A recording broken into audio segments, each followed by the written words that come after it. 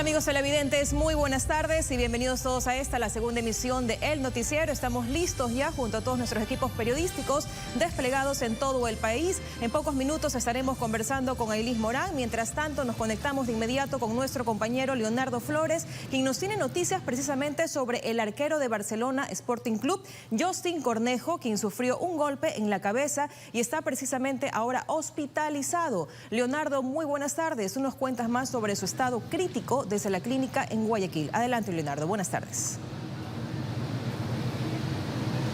Buenas tardes, Saskia, amigos televidentes. Aquí estamos en la calle Panamá, en el exterior de la clínica donde está asilado precisamente el arquero Justin Cornejo, un arquero jugador de 20 años del Barcelona Sporting Club, quien lamentablemente el fin de semana sufrió un accidente doméstico. Lo cierto es que aquí en esta casa de salud está asilado Justin y familiares están precisamente en el interior de esta casa de salud. Hay muchísimo hermetismo, ellos no han querido hablar, no han querido dar declaraciones, sin embargo, los familiares están aquí. Sabemos también que han venido jugadores de Barcelona, sus compañeros que se han solidarizado acá con Justin y sus familiares, pues precisamente. Eso sí, resaltar que todavía Justin está con vida, Justin está vivo, es lo que nos han dicho precisamente los familiares cuando conversamos en la mañana precisamente. Mi estimado doctor, ¿usted de pronto sabe algo de la salud del jugador de Barcelona, del arquero? No soy... no sé, porque recién vengo a ver mis pacientes privados, pero no sé nada del paciente. Gracias doctor, gracias estimado. Sí, lamentablemente no hay información oficial de cuál es la condición médica del arquero del Barcelona. Sí sabemos de eso, sí, que sufrió un accidente doméstico el fin de semana, se habría golpeado la cabeza, es por eso que él estaría conectado a una máquina. Lo cierto es que no ha fallecido como se había dicho inicialmente, como lo mencionaron en horas de la noche. Nosotros en la mañana tuvimos la oportunidad incluso de conversar con jugadores y sobre todo con entrenadores que vinieron también a solidarizarse con la familia aquí en esta casa de salud en pleno centro de Guayaquil. Estamos a la expectativa, estamos tratando de ver si de pronto algún médico, algún familiar sale para poder conversar, pues ellos han decidido mantener el total hermetismo, pues es comprensible la situación. Barcelona y Sporting Club incluso se ha solidarizado, ha suspendido sus actividades deportivas, de entrenamiento, para estar pendiente de la salud de Justin Cornejo, arquero de 20 años, que era el tercer arquero del equipo principal, del equipo de Barcelona Sporting Club, que estaba él próximo a debutar en la Copa Ecuador. Esa es la situación. Nosotros vamos a estar pendientes, vamos a estar atentos a ver qué es lo que puede ocurrir, qué noticia pueden darnos aquí familiares o médicos de esta casa de salud para nosotros comunicarles de inmediato. Mientras tanto, ustedes sigan informando en estudios. Buenas tardes. Muy buenas tardes, mi querido Leonardo. Estaremos atentos entonces a la situación lamentable del arquero de Barcelona. Mientras tanto, revisamos otros temas. A continuación les contamos que faltan políticas criminales para controlar en mayor medida las cárceles del país. Sin embargo, pues se mantienen vigiladas por las fuerzas del orden que continúan realizando, como sabemos, operativos en las prisiones del país.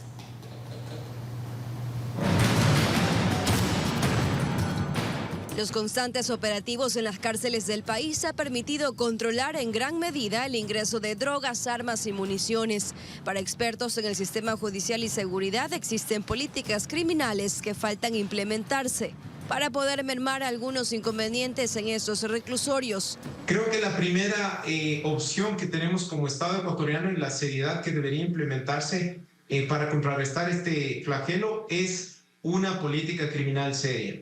Dicho eso, esta política criminal tiene que abarcar varios espacios. El primero siempre va a ser la prevención. Yo creo que si no logramos prevenir el delito, estaremos sencillamente en un círculo que nunca va a acabar. Entre las últimas intervenciones, por ejemplo, el bloque de seguridad ingresó a la regional y penitenciaría de Guayaquil, donde se decomisaron celulares y varias dosis de sustancias.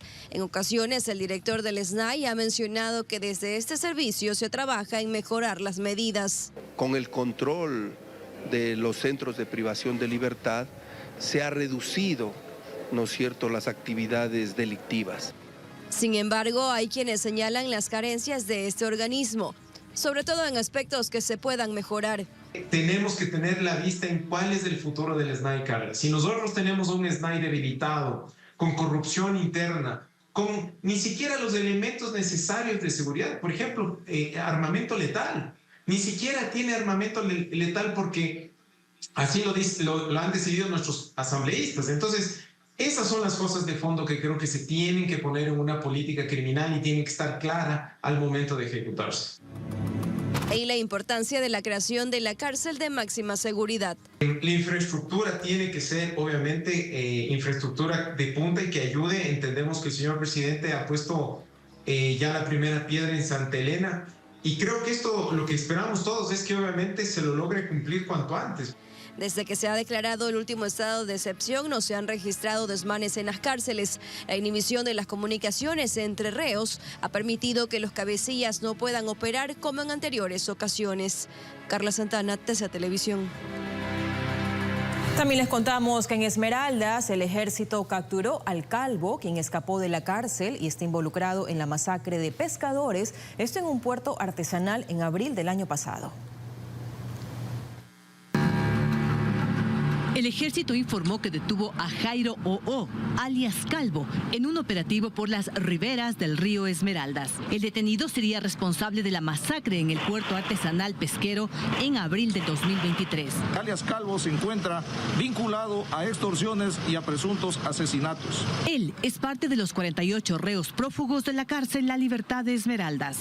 Este sujeto se encuentra considerado como un blanco de mediano valor, el mismo que tiene 2 fugas de la cárcel, una en el Rodeo y la otra en la cárcel de Esmeraldas. Como evidencia se encontró un revólver calibre 38 y 5 cartuchos. El detenido fue entregado a la Policía Nacional. Alias Calvo se encuentra vinculado al grupo terrorista Los Tiguerones en el sector del Arenal. Es un presunto cabecilla de estas agrupaciones delictivas. El ejército informó que mantiene su lucha contra la delincuencia en Esmeraldas y todo el país con resultados positivos. Marianela Paredes, TC Televisión. Y la policía ejecutó operativos en zonas comerciales. Uno de esos puntos fue precisamente el sector de la Bahía. Recordemos que es el corazón de las ventas en Guayaquil. Los operativos en la ciudad continúan y en esta ocasión la Policía Nacional requisaron a personas, motocicletas y vehículos en caso de que porten algún artículo de dudosa procedencia. Así es como los ciudadanos se sienten respaldados. Más que todo, pues están buscando, en este caso, pues calmar las delincuencias, pero sí sería más que todo en las zonas más alejadas que estén los operativos, porque es ahí donde se encuentra la delincuencia como tal.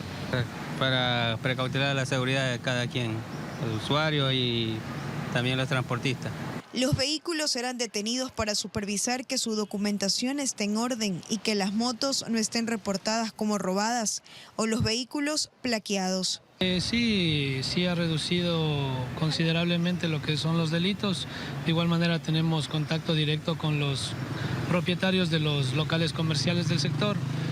Conjuntamente trabajamos con ellos cualquier novedad que se suscite. Ya que ayuda a precautelar la seguridad de la ciudadanía. De esta manera, la autoridad trabaja arduamente para mitigar cualquier tipo de delitos que hagan perder la paz de las familias ecuatorianas. Michelle García Gómez, TC Televisión. Y atención con lo siguiente, porque les contamos que se multiplican hallazgos de cadáveres descuartizados tanto en Guayaquil como en El Oro. Podrían ser ritos de transición dentro de las bandas de crimen organizado.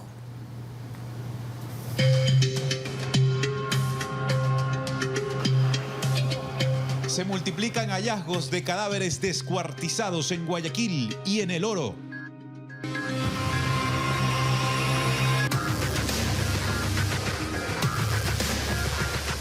podrían ser ritos de transición dentro de las bandas de crimen organizado.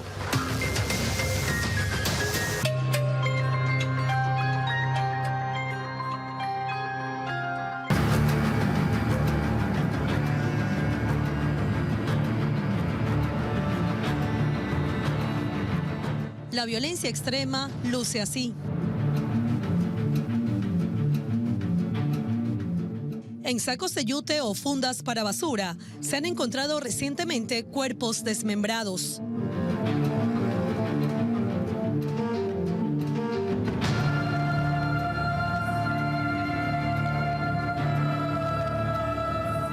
Como el hallazgo que se registró en el sector del Cisne 2, en el suroeste de Guayaquil. La policía teoriza que se trataría del miembro de un grupo delictivo.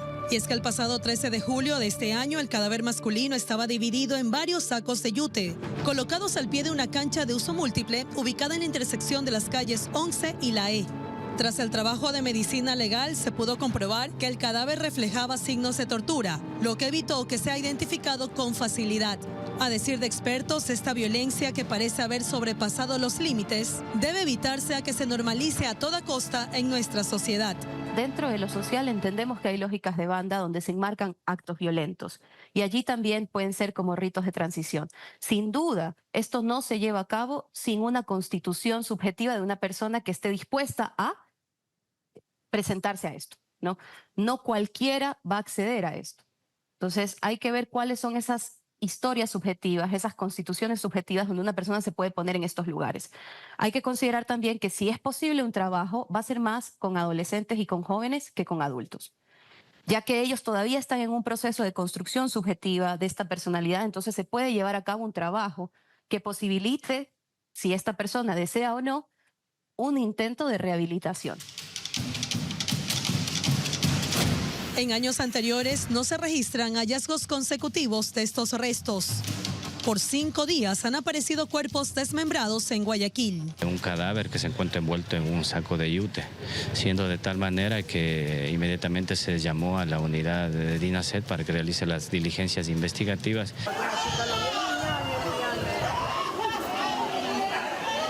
La mayoría de estos hallazgos se han dado por los propios transeúntes y trabajadores de la zona, como el ocurrido el 14 de julio por un colaborador de una hacienda, quien pensó que se trataba de basura, pero al inspeccionar se encontró con las partes de un cuerpo humano. Vi los pies de ese muerto y ahí me asusté y comencé a gritar que era un muerto, era un muerto. La otra funda que está ahí amarrada con piola azul, esa también, digo, creo que también ahí está la otra parte, porque se la han cortado por la mitad.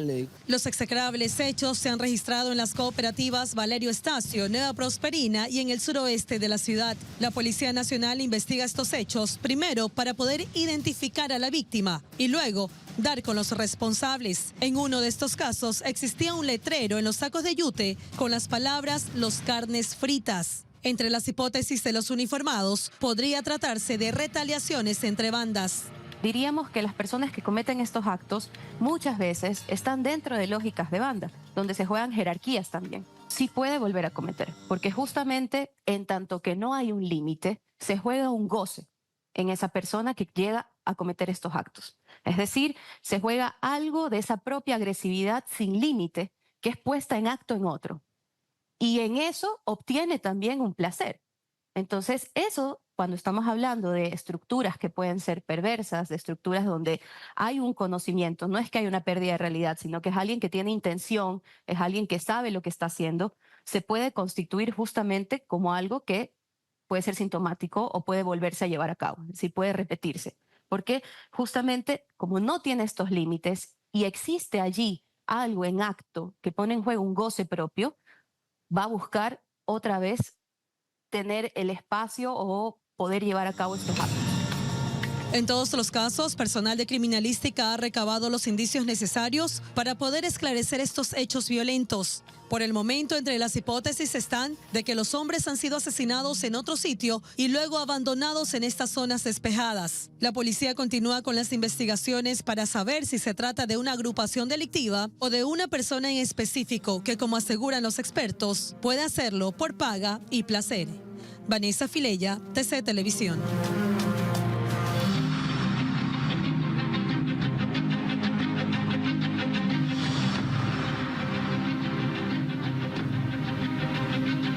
Atención, 2 muertos y 2 heridos dejó un nuevo siniestro de tránsito en la vía Quito-Guayabamba. Un camión perdió los frenos y destruyó un taxi. Ya viene, señora, ya viene. Atrapada entre los fierros retorcidos, gritando por ayuda. Y junto a ella, el cadáver de 2 de los ocupantes que la acompañaban en el viaje, en la vía Quito-Guayabamba.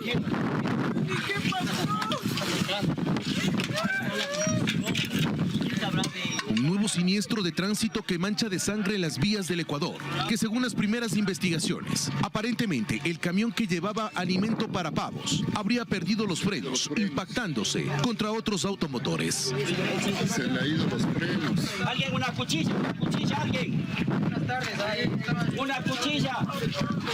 Minutos de tensión se vivieron en la E35. Quienes fueron testigos del siniestro bajaron a ayudar a las víctimas, logrando evacuar a varios de ellos en la calzada, a espera de los equipos de socorro.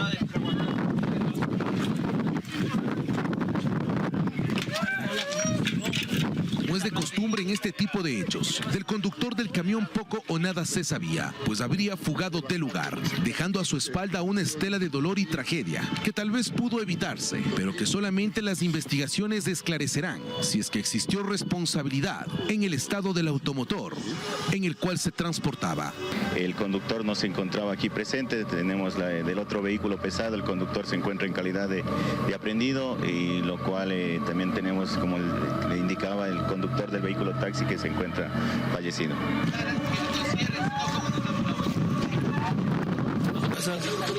¿Quién se pasó? Vea cómo yo hice mi carro, yo adelante. Yo digo que pasó mi carro. 2 fallecidos y 2 heridos de gravedad que fueron trasladados hacia la ciudad de Quito y hacia Pedro Moncayo. Es el resultado de una nueva tragedia en la vía hacia Guayabamba. Tanto las personas fallecidas como las personas heridas pertenecen al vehículo taxi.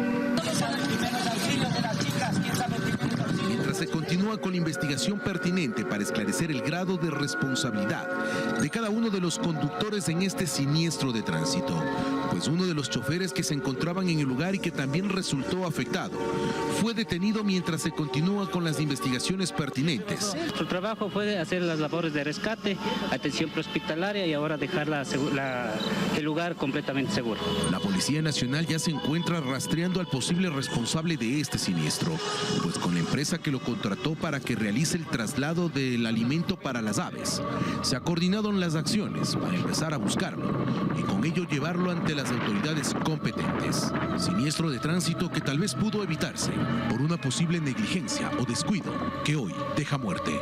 Daniel Borja, TC Televisión. Y precisamente, amigos televidentes, la vía Quito-Guayabamba es una de las más peligrosas de la provincia de Pichincha. Varios accidentes de grandes proporciones como el que vimos pues han sucedido en este lugar. A esta hora, Daniel Borja nos tiene el siguiente informe. Daniel, buenas tardes, adelante. Saskia, amigos televidentes, muy buenas tardes. 12 horas con 17 minutos. Estamos precisamente a escasos 3 minutos del lugar en donde se registró ayer el siniestro de tránsito que enlutó a una familia aquí en la ciudad de Quito. 2 fallecidos, un trágico accidente que vuelve a manchar de sangre lastimosamente las vías de nuestro país. Han sido reiterados los siniestros de tránsito que se han registrado en esta vía y precisamente en esta zona donde nos encontramos hay varios vestigios de los accidentes que se han registrado en esta zona. Y les hemos preparado un reportaje que resume un poco de lo que se ha registrado y más aún de los hechos de dolor que se viven en las vías de nuestro país.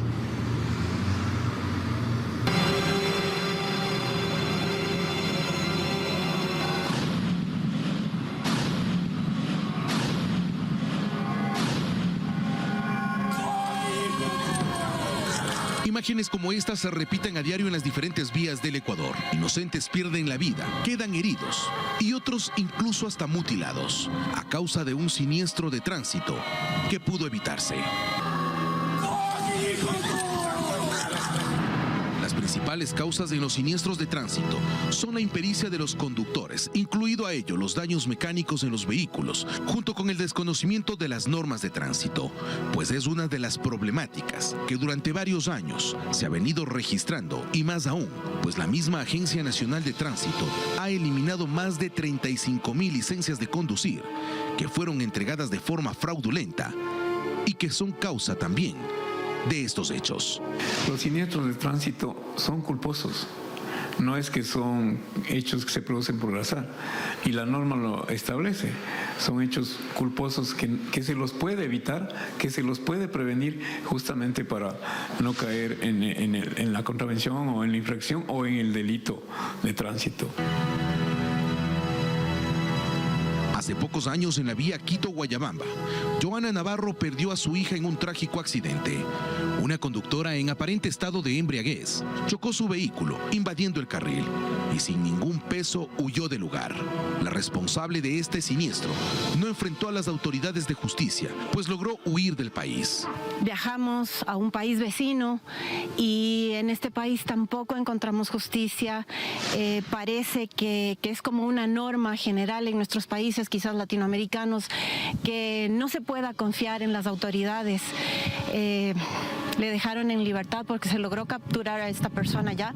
La dejaron en libertad y de hecho nos negaron la extradición porque se hizo todos los trámites para que la extradición se consiga. Historias como las de Joana, que perdió a su hija en una de las vías de nuestro país, como la de Carlos en la tragedia de Guayabamba del año pasado, y así sucesivamente el sinnúmero de siniestros que se registran en las vías de la muerte del Ecuador, pueden dejar de suscitarse, no con el incremento de penas o con mayor severidad en las leyes, sino con una corresponsabilidad, sobre todo de quienes nos ponemos a diario detrás de un volante, pues a más de las impericias y tal vez conducir bajo el efecto de alguna sustancia como el alcohol, podemos ser responsables del dolor de otras familias, pero más aún de la que está a nuestras espaldas, pues muy pocos llegan a contar sus experiencias después de un siniestro de tránsito.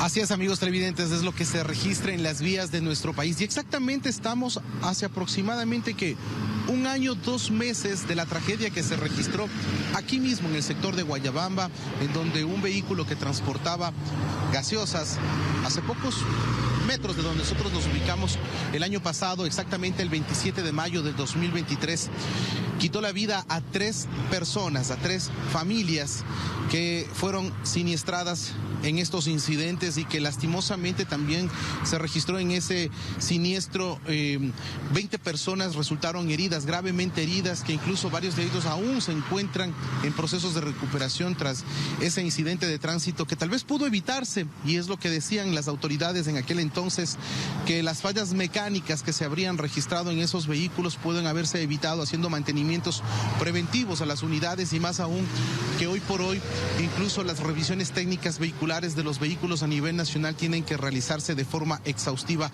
en los diferentes gobiernos autónomos descentralizados. Eso pasó en mayo del 2023. A poco menos de 1 año, 2 meses, nuevamente a cerca de 3 minutos del lugar en donde se registró ese accidente de tránsito.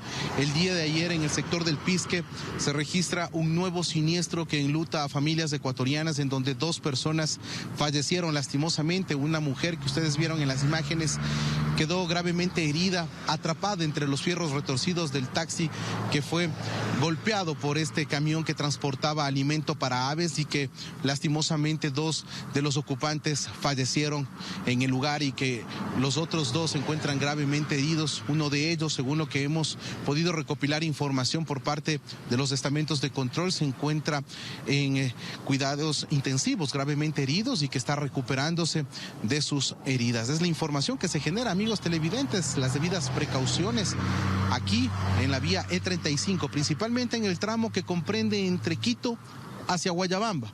es en donde se han registrado la mayor frecuencia de siniestros de tránsito que han manchado de sangre las vías del Ecuador, y más aún en este punto que hoy por hoy nuevamente se registran fallecidos. Es la información, así que la debida prudencia también a los conductores para que circulen por estos lugares con las debidas precauciones, no excediendo los límites de velocidad y sobre todo también manteniendo en buenas condiciones sus vehículos. Saskia, tú continúas con más información en estudios. Buenas tardes. Prudencia y muchísima responsabilidad a la hora de conducir, Daniel, ¿no? Nuestra solidaridad a cada una de las familias afectadas. Gracias por tu informe. Seguimos revisando otros temas. Les contamos que moradores de las calles Gonzalo Pizarro y Eugenio Espejo reportan una fuga de agua que lleva ya varios meses sin ser atendida. Solicitan la intervención inmediata antes de que siga generando daños en la vía. Ailis Morán a esta hora desde Tumbaco nos cuenta todos los detalles. Ailis, buenas tardes, te escuchamos. Estamos en la calle Simón Bolívar y Eugenio Espejo en Tumbaco, porque acá miren nada más con la novedad que nos hemos encontrado nosotros. Una fuga de agua que lleva más de 2 meses y que todavía no tienen ninguna solución. Es bastante profundo el hueco que está acá. Es así como el agua se desperdicia y los vecinos dicen ya no sabemos a quién acudir. ¿Qué pasa acá con los funcionarios que no vienen a dar una solución inmediata a este problema? Bueno, hace unos 6 meses también sucedió lo mismo. Llamamos toda la comunidad, estuvimos llamando, pero nunca asistieron. A la cansada de tanto llamar, regresaron. Pero esto ha durado como 2 meses y nuevamente está. Y dejaron el hueco y ahora sigue el agua y nosotros realmente no tenemos agua en el centro. Porque está todo el tiempo así el agua y no atienden a los llamados. Se llama por teléfono, se dicen las cosas, pero no vienen. Ahora, ¿ustedes les genera malestar este problema, no, que todavía no puede ser atendido? ¿Ustedes qué piden a los funcionarios? Sí, le hemos estado llamando también, pero no nos contestan nada. Igual nosotros hemos tomado fotos, le hemos enviado, tampoco viene. La otra vez igual, así como dice la señora, creo que aguantó como 4 meses para poder arreglar eso. Es decir, ya esta es la segunda ocasión. Esta son ya tercera vez que pasa. Y cuando hicieron esto, igual no dejaron ni arreglando todo, medio y ahí está. Y hasta que se volvió otra vez a romperse, no sé, no. ¿Cómo les afecta a ustedes? Tienen acá locales, se parquean también los vehículos y con el peso de los carros que pasan por acá cada vez se va hundiendo más. Sí, más y más van hundiéndose y también es un peligro porque póngase que por esquivarse el uno al otro se puede pasar alguna desgracia. Así es. Usted también me decía, hay sectores que no tienen agua y acá se desperdicia en gran cantidad. Desperdiciándose. Y en mi barrio, en Coyequín, no tenemos agua. Estamos ya 2 días sin agua mientras aquí se desperdicia el agua. Y usted es una de las afectadas porque tiene su local aquí, justo a unos pasos de esta fuga de agua.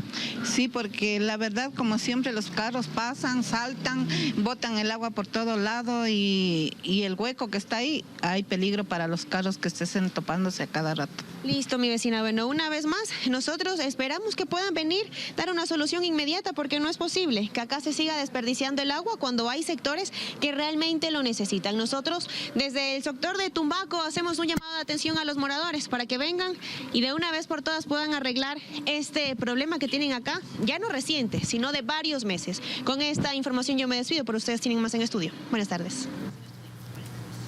Gracias, mi querida Ailis. Esperemos que tu próximo reporte sea ya con la solución a este problema. Revisamos otros temas. Canoterapia y equinoterapia para niños con discapacidad y adultos mayores es la oferta en las instalaciones del Cuerpo de Agentes de Control Municipal. Además, se abrieron varios talleres por vacaciones. Veamos. Terapia con canes y caballos son algunos de los servicios que brinda el Cuerpo de Agentes de Control Metropolitano de manera permanente. La equinoterapia se considera una terapia integral porque influye positivamente al desarrollo cognitivo, físico, emocional, social y ocupacional. El servicio se brinda a diferentes instituciones públicas y privadas, todas las que están suscritas a nuestra institución. Entonces lo que hace es la fundación recoge personas con diferentes capacidades, ellos vienen y acá reciben nuestros servicios. Además, por motivos de las vacaciones se abrieron varios talleres que permitió que los niños de varias fundaciones conozcan sobre estos beneficios y pasen mañanas divertidas. Pudimos subir a los caballos, acariciamos a los perritos y también pudimos disfrutar del tobogán. Estaba muy chévere, la verdad. Lo que más yo disfruté fue subirme a los caballos y hacerme el tobogán.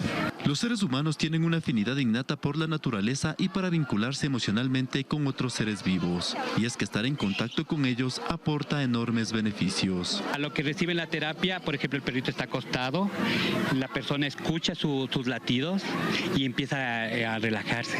Sí, empieza a relajarse, y hay otras personas que, por ejemplo, no tienen movilidad, lo que hacen es, por ejemplo, hacer estiramientos o elongaciones que decimos nosotros, y empiezan a hacer pequeñas motricidades, sí, con los dedos. Las terapias se realizan de lunes a viernes en horas de la mañana a los beneficiarios de las fundaciones. Patricio Aguas, TC Televisión.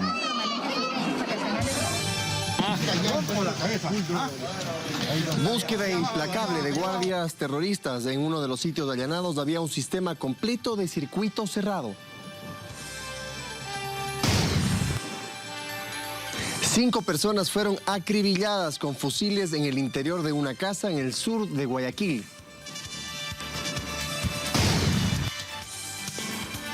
Con complejo de cucaracha, un delincuente trepó las paredes para robarse varios artículos tecnológicos en pocos minutos.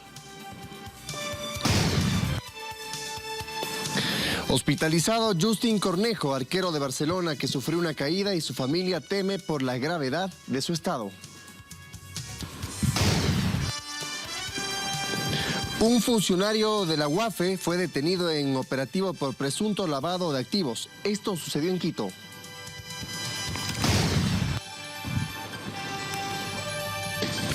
Brutal accidente en España. Chocó un bus en túnel y dejó casi 50 heridos.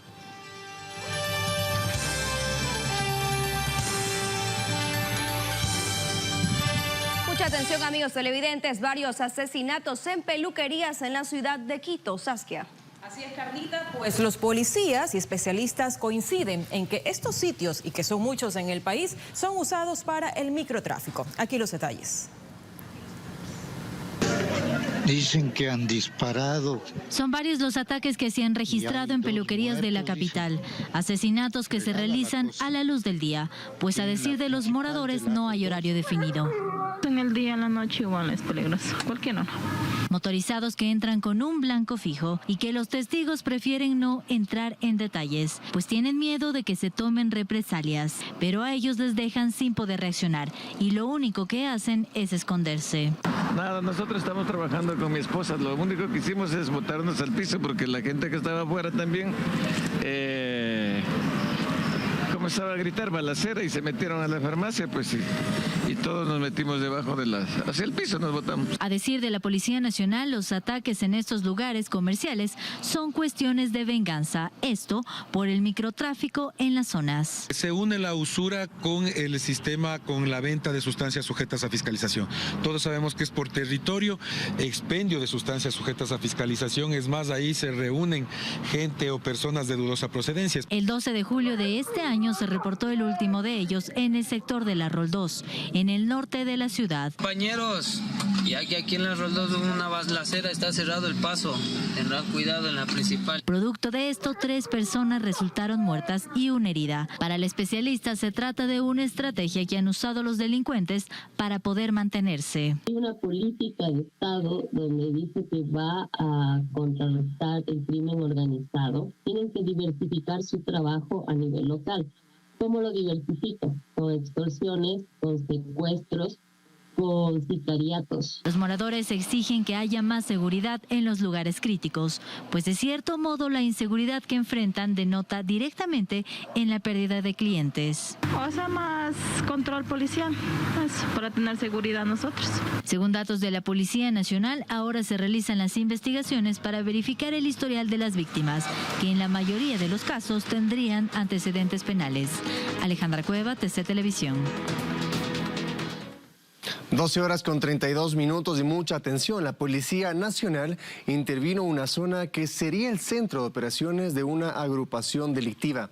En la redada nuevamente se encontró un completo sistema de circuito cerrado que permitía detectar el ingreso de agentes policiales al sector. Jorge García nos trae todos los detalles. Varias casas ubicadas en el sur de Guayaquil fueron allanadas por la policía. Todo esto para apresar a miembros de grupos terroristas.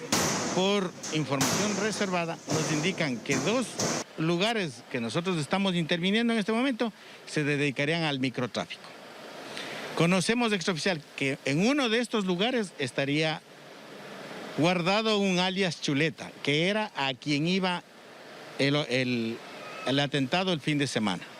Entonces, por esa información, primero, retiramos las vallas y segundo, intervenimos en base al estado de excepción estas viviendas. Dentro de estas viviendas logramos encontrar circuitos cerrados de cámaras, ¿sí? Encontramos pesas que generalmente se utilizan para actividades ilegales. Estamos tratando de buscar con personal están por venir personal canino a ver si podemos encontrar algún tipo de sustancias de estupefacientes en esos domicilios. En el Distrito Sur venimos semana tras semana golpeando lugares en donde presumimos existe la presencia de GDOs, pero vamos a sacarles del anonimato a estas personas, que estas personas sepan que la policía sabe y conoce qué es lo que están haciendo y dónde están funcionando. En pocos minutos, más detalles sobre este operativo registrado en el sur de Guayaquil. Gracias, Jorge. Enseguida con esa información. Por otra parte, amigos televidentes, un abogado que había desaparecido fue hallado muerto y cortado en Guayaquil. Esta es la imagen que le sirvió a la policía para difundir que Miguel Ángel Selvero Costa estaba desaparecido desde el 4 de julio. Uno de sus allegados puso la denuncia 2 días después y finalmente encontraron sus restos en la cooperativa Los Olivos, en el noroeste de Guayaquil, este fin de semana. Según fuentes policiales, Miguel Ángel fue engañado por delincuentes en internet. Él estaba interesado en la compra de un terreno, pero fue una trampa para secuestrarlo. Luego empezaron a sacar dinero desde su tarjeta de débito. La policía encontró esas pistas y finalmente capturaron a una mujer y también a un hombre. Son los principales sospechosos del crimen. Por su parte, la familia de Miguel Ángel fue a la morgue para retirar su cuerpo. La policía les indicó que lo identificaron por una placa dental. Al abogado lo descuartizaron y actualmente se busca determinar si las partes anatómicas corresponden al mismo cuerpo. Los detenidos serían procesados por el delito de secuestro con muerte y pueden pasar en la cárcel más de 20 años.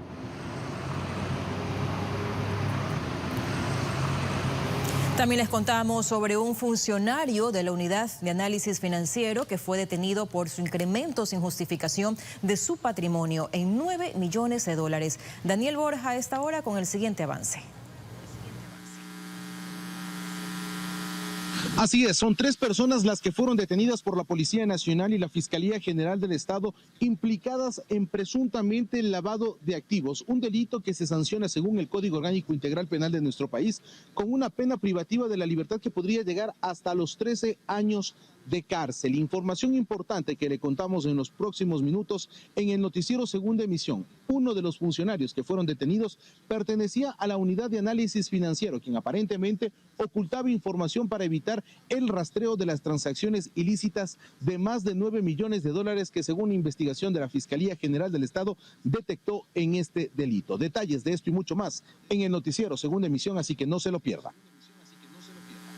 Gracias, Daniel. Así es, en pocos segundos con esa información. Por otra parte, amigos televidentes, 5 personas fueron acribilladas con fusiles dentro de una casa en las calles Febres Cordero, entre Mascota y Avenida del Ejército en Guayaquil. Precisamente a esta hora se encuentra allí Stalin Vaquerizo con información actualizada. Stalin, buenas tardes, cuéntanos.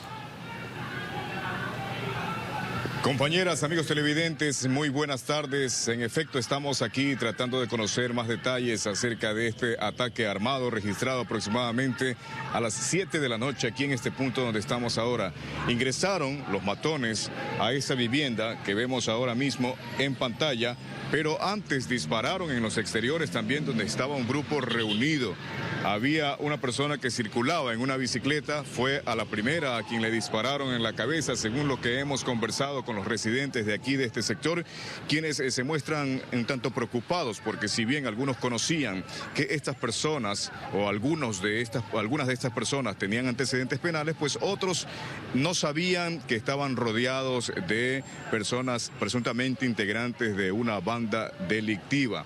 Vemos que precisamente ahí en la pared de la vivienda hay algunas leyendas, nombres que vinculan a estas personas con bandas delictivas. Estamos hablando específicamente de los Latin King, y quienes habrían venido a disparar serían de la organización delictiva Los Lobos. Vamos a conocer cómo se registró este suceso con el reportaje preparado por nuestro compañero Jeremy Obando.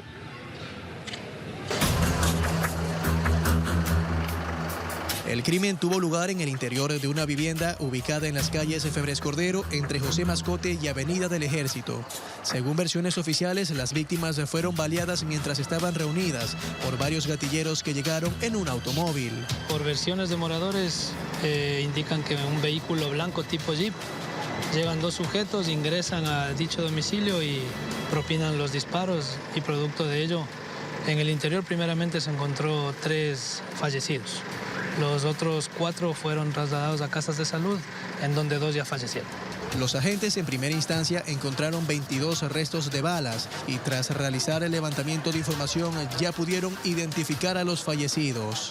Sí, ya están las identidades verificadas. Los nombres, bueno, ya a su debido momento se les proporcionará. De igual manera, lo que sí se les puede decir es que todos tienen antecedentes penales. ¿Alguno por algún delito en específico de este año? Por varios delitos, por sustancias, por asesinato, el más reciente en este año. Después de registrar otras partes de la vivienda, los gendarmes encontraron repuestos de varios vehículos y chatarra. También indicaron que el lugar donde estaban los cuerpos aparentemente era una guarida y ya manejan una línea investigativa. Como usted sabe, recién están las investigaciones realizándose. Se podría presumir que es por algún ajuste de cuentas posiblemente, tal vez alguna riña entre bandas o grupos delincuenciales.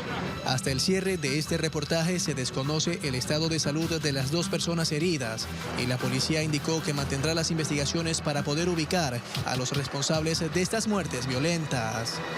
Jeremy Obando, TC Televisión.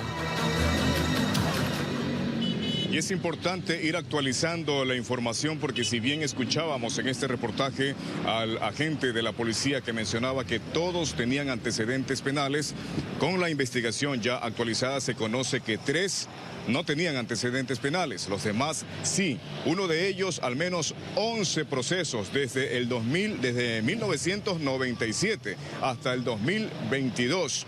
Otra persona había sido detenida recientemente, hace aproximadamente 3 meses, pero ya estaba nuevamente en las calles. Y lo que se conoce también es que 3 de las personas fallecidas habrían participado en un crimen suscitado hace 4 meses en el sector de las casas colectivas. Serían estas personas, integrantes también de una organización delictiva, quienes habrían venido hasta aquí para cobrar venganza por este asesinato. De ahí que las personas que habitan en este sector se muestran preocupadas porque creen que esto podría repetirse al ser pues una disputa también de territorio para la comercialización de sustancias sujetas a fiscalización. En todo caso, la policía está brindando acá la seguridad respectiva y continúa con las investigaciones. Más adelante en un reportaje vamos a conocer otros detalles. Eso es todo por el momento. Ustedes continúan con más. Buenas tardes.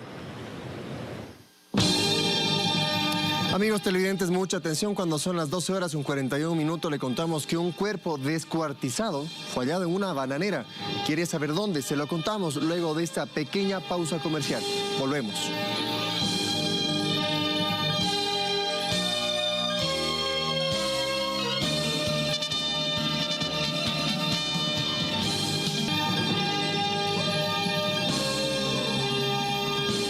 Gracias por seguir junto a nosotros. Son las 12 horas con 47 minutos. Le contamos que 7 años después de asesinar a su amigo, fue detenido un sujeto que era requerido por la justicia.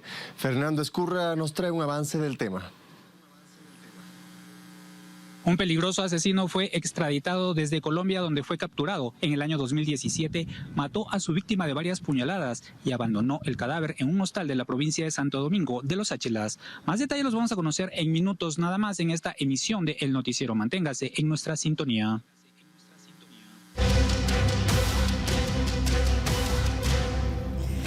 Seguimos con más, amigos televidentes, aquí en la segunda emisión de El Noticiero, momento de Crónica Viva. José, ¿qué tal? ¿Cómo está? ¿Qué nos tiene para hoy? ¿Qué tal, mi estimada Saskia? Para hoy, bueno, lo que la gente viene reclamando, por favor, estamos en las fiestas de julio. Más seguridad alrededor del Parque Centenario. Fíjense ustedes que cerca del Parque Centenario, cerca de la Corte de Justicia de Guayaquil y cerca de la Casa de la Cultura, donde funciona, se han dado ya algunos hechos lamentables. Obviamente la gente pide más control. Adelante.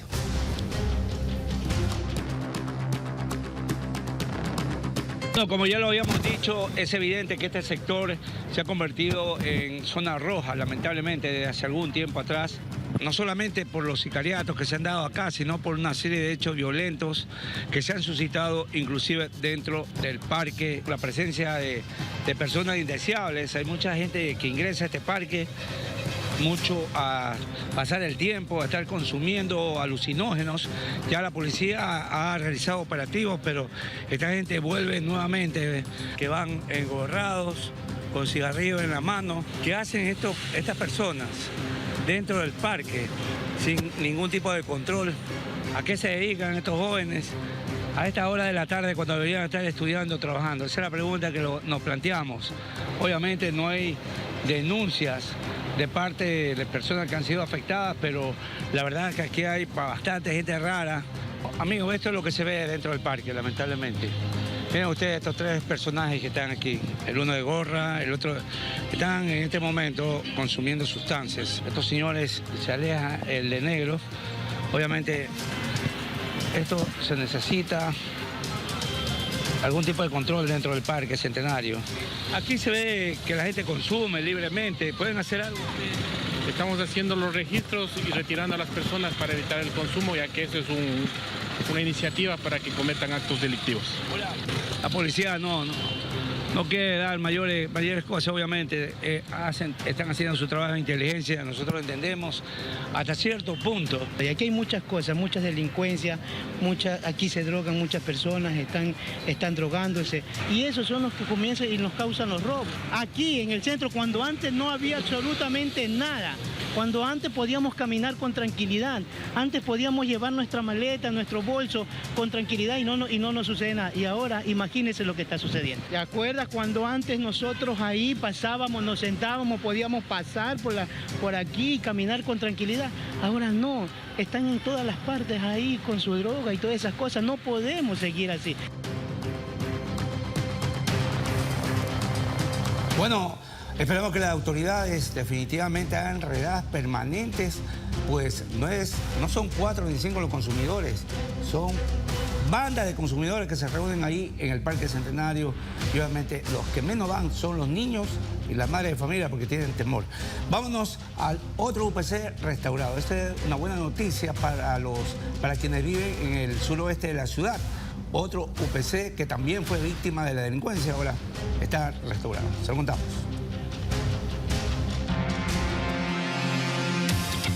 Bueno, y aquí en la 14 Pedro Pablo Gómez, como podemos ver, también están prácticamente reconstruyendo lo que es el UPC.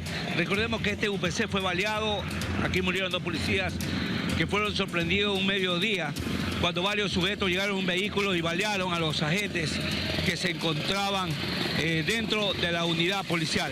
Como podemos ver, aquí empiezan ya los trabajos, se está haciendo un trabajo.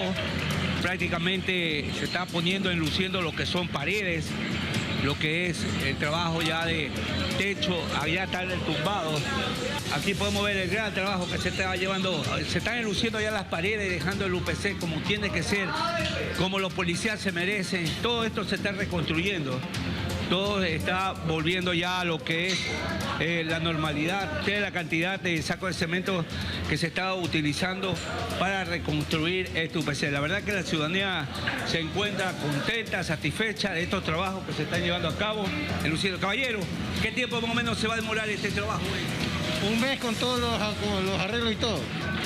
Acomodar lo que es ahorita es hormigón y de ahí es pintura y todo eso. Estamos aquí trabajando con la mejora del UPC porque hace mucho tiempo un atentado aquí, en la cual un servidor policial perdió su vida aquí.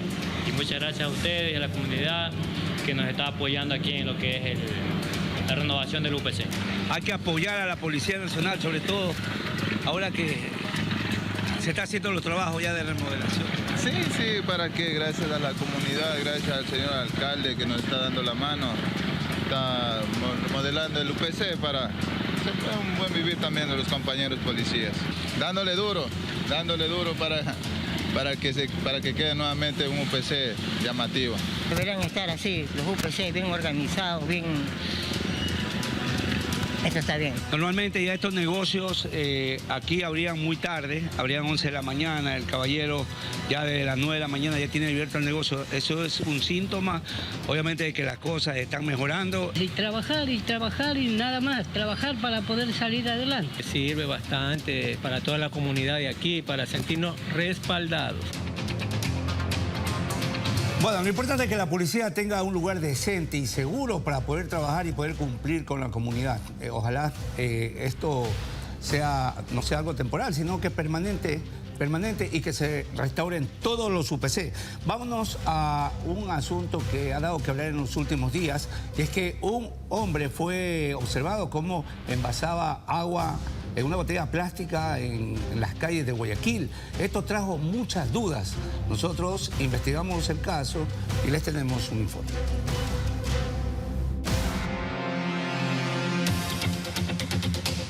La policía está investigando, las autoridades sanitarias también, el expendio de botellas de agua que aparentemente se estaría comercializando agua de los grifos. Ya un video dejó en evidencia de cómo funciona esta situación. ¿Cómo hacen ustedes para asegurarse que el agua realmente la gente pueda tomar agua como tiene que ser? Viene sellado y con el sello de la fábrica. Así. ¿Ustedes denuncian cuando ven que esta gente está...? Claro, pues claro. Ya de mal sí a nosotros, porque nosotros estamos aquí, somos como una asociación, pero no hay apoyo entre vendedores y todo esto, no hay apoyo. Nunca hemos hecho eso. Nunca yo lo he visto. Porque aquí nosotros lo botamos a los H. La agua de 25 no se puede tomar, son agua sucia. Claro, recogen la botella del piso y después no la llenan. La reciclan. Sí. Yo trabajaba aquí en la bahía, ¿me entiendes? Yo veía cómo ellos hacen eso. La llenan así a veces por la calle, ¿me entiendes? Pero ni lavan la botella. Ya es que están así en la calle. Más recomendable es como torcer las botellas para que no las reciclen de nuevo. Y botarlas, pues. Ahora última salió un video de un compañero que trabaja vendiendo agua aquí en la Rumichaca, que se lo ve llenando unas botellitas. Mira, yo quiero aclarar ese punto. Mira, él está llenando no porque es para coger y venderlas, ¿verdad? No, porque algunos cogemos y llenamos la botella como para tomar nosotros, para nuestro consumo mismo. Porque nosotros bajamos, subimos, mira este solazo, nosotros sudamos, tenemos que hidratarnos, ¿verdad?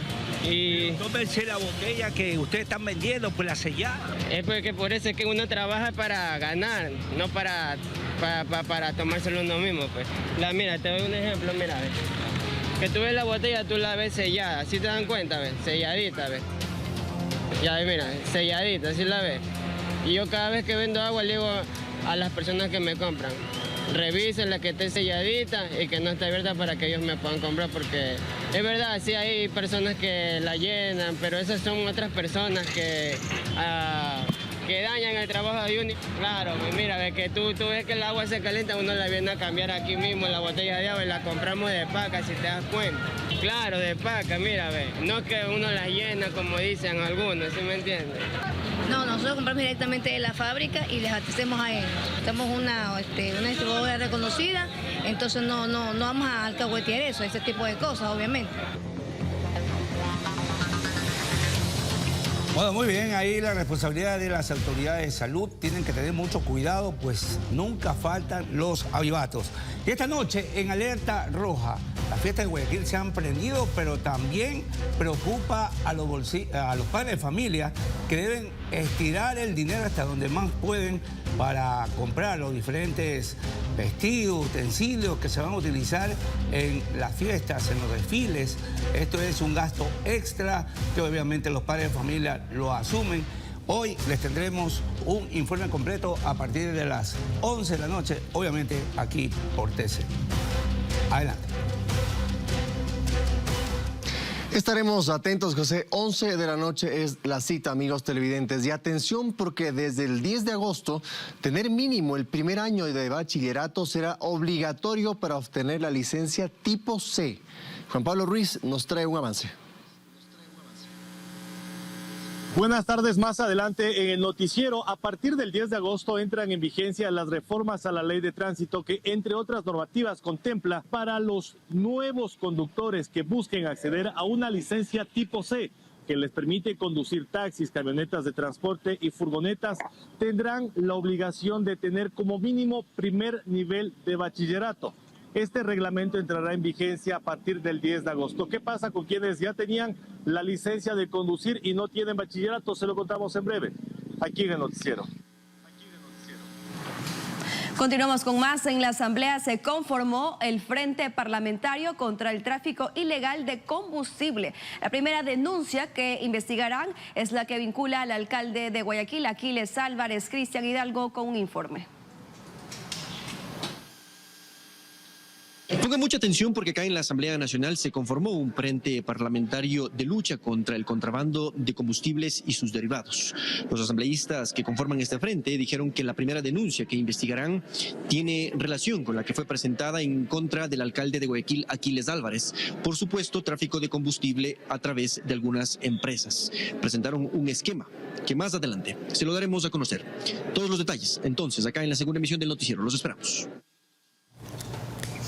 Muchísimas gracias, Cristian. Estaremos pendientes de tu tema. Mientras tanto, atención, amigos televidentes. Les contamos que un cuerpo descuartizado, así como lo escuchan, fue hallado en una bananera. ¿Dónde ocurrió esto? Se lo contamos en pocos minutos aquí en la segunda emisión de El Noticiero. ¿Se ha identificado este cuerpo? Aún no lo sabemos. Todos los detalles en pocos minutos.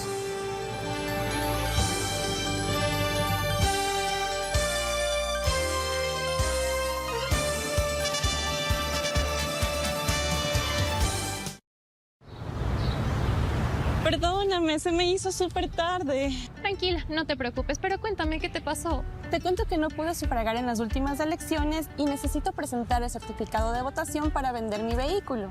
Por eso debo ir al CNE. Tú, como lo sabes todo, ¿qué es lo que tengo que hacer? Tú de ley debes pagar los $46 de la multa. Ah, ya. ¿Y mi mami, que estuvo enferma, también debe pagar la multa? No, solo debe presentar un certificado médico avalado por un centro de salud público o privado. En mi caso, no tuve que pagar la multa porque estuve fuera del país. Solo presenté el pasaporte, aunque también puedes presentar un certificado migratorio. Entiendo. Entonces, ¿tomamos el café y me acompañas? Dale, te acompaño. Para realizar el trámite de justificación, descarga el formulario en www.cne.gov.es. Consejo Nacional Electoral.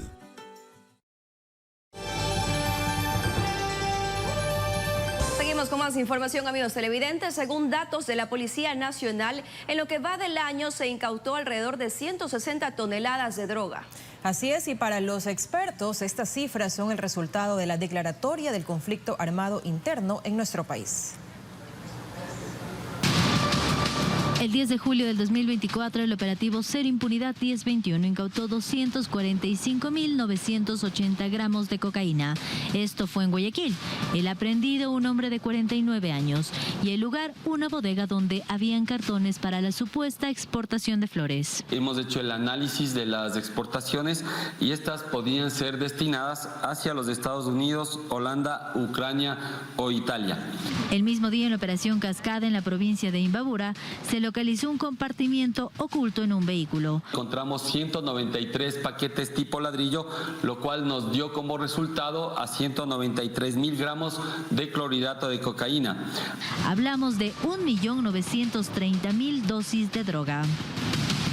El 80% de la droga que llega a Europa, Centroamérica y México sale vía marítima, pero un duro golpe logró que se estanque en el proceso con el operativo Poseidón 28 en los puertos marítimos de la provincia del Guayas. Bloquear un contenedor para su inspección, 5.630 paquetes los cuales tenían como destino Alemania y nos dio como resultado 5 toneladas 624 kilogramos de clorhidrato de cocaína. En lo que va del 2024 se han incautado 159 toneladas de droga, con una afectación para grupos terroristas de 283 millones de dólares. Esto, según el especialista, se debe a las nuevas estrategias impuestas por el gobierno nacional por la declaratoria del conflicto armado interno. Estaba circulando hasta cierto punto sin mayor control. Está siendo decomisada ya por este bloque de seguridad que se llama, que es la integración de los esfuerzos de policía, Fuerzas Armadas, también el Servicio de Vigilancia Aduanera, que también está apoyando en estas labores. Sin embargo, para el experto, la distribución de la droga dentro del país también debe ser controlada. Una de las maneras es el uso de medios tecnológicos también impulsados actualmente. Para poder localizar dónde están ubicadas las caletas, los centros de acopio, quiénes son sus líderes, por ejemplo, una zona selvática. Además de las cifras de incautación de esta semana, se capturó a 11 ciudadanos, 4 automotores y 12 terminales móviles. Alejandra Cueva, TC Televisión. El operativo CAMEX, destinado al control de armas, municiones y explosivos, se ejecutó de forma conjunta entre militares, policías y agentes de tránsito. Estuvieron desplegados en diversas vías estratégicas que conectan la capital con el aeropuerto internacional Mariscal Sucre. Veamos. La seguridad sigue siendo prioridad para el Estado ecuatoriano.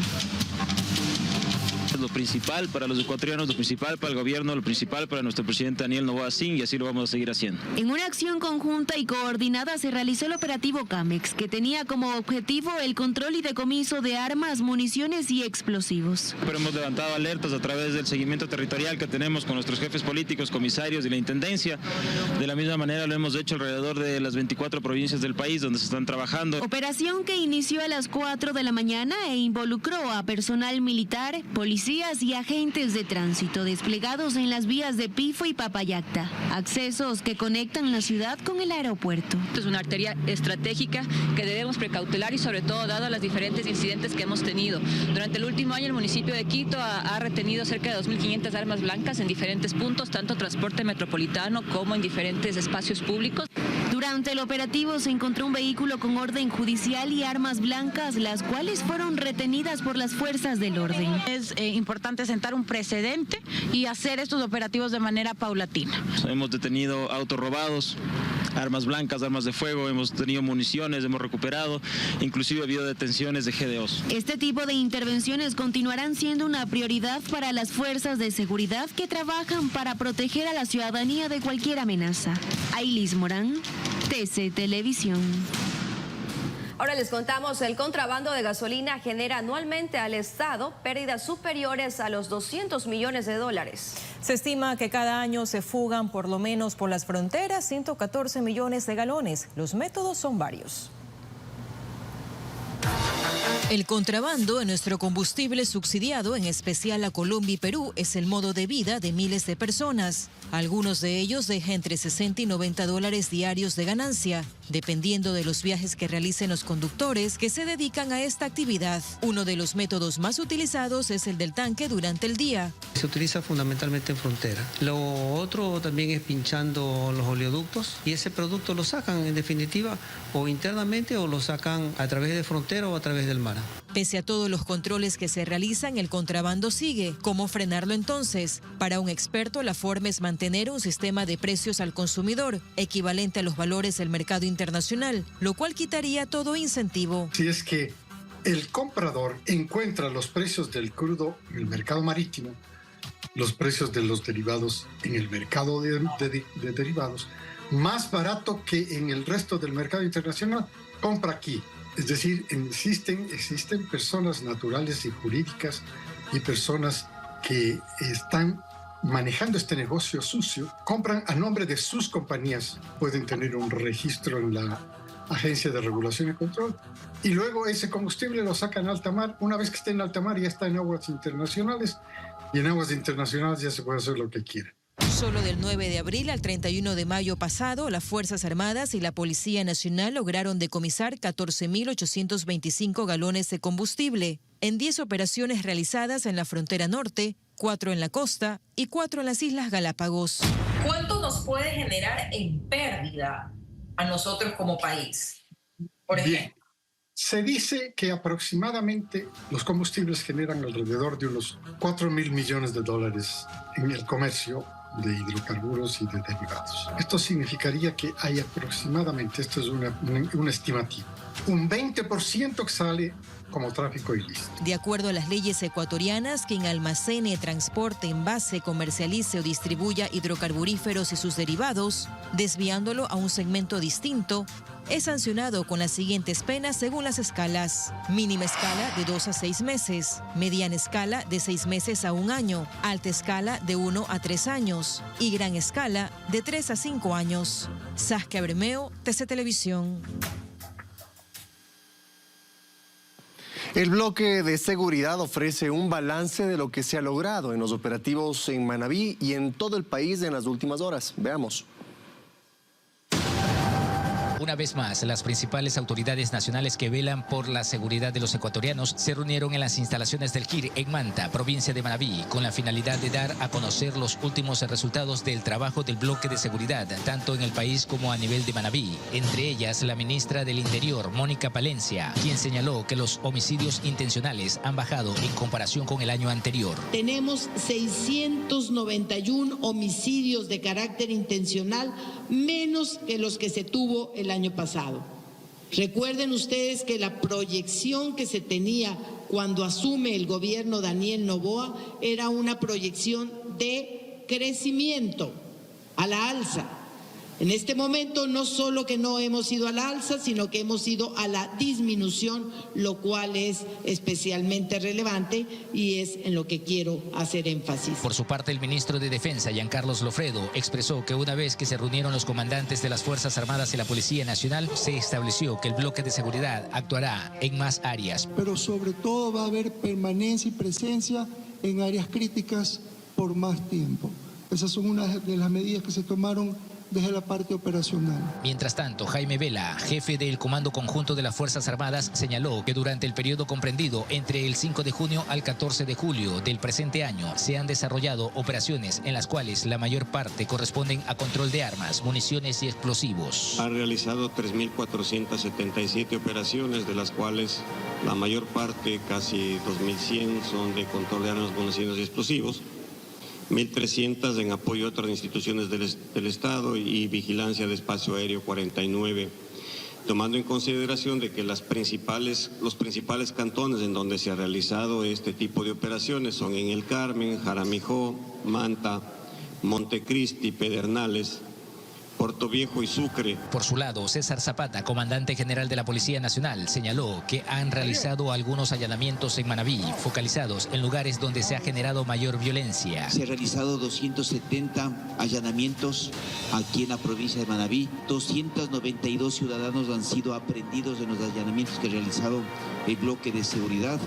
Se ha aislado a 8 menores de edad que lamentablemente han estado inmersos en hechos delictivos. Se han recuperado 24 vehículos que fueron denunciados como robados, ha sido recuperado, y 29 motocicletas también recuperadas. De esta manera se realizan los trabajos junto a las entidades de seguridad estatal, brindando paz a la ciudadanía, cuyos índices de violencia han bajado a nivel de Manabí, informó Marcelo Ruiz, TC Televisión. Mucha atención, un cuerpo descuartizado fue hallado en una bananera. ¿Dónde, Saskia? Este hecho sucedió en la provincia del Oro. Veamos. En este sitio fue hallado el cuerpo sin vida de un hombre, el cual estaba desmembrado. Según versión de la Policía Nacional, fue asesinado con arma blanca y posterior lo cortaron en varias partes. Dichos restos se encontraban dentro de unos sacos de yute.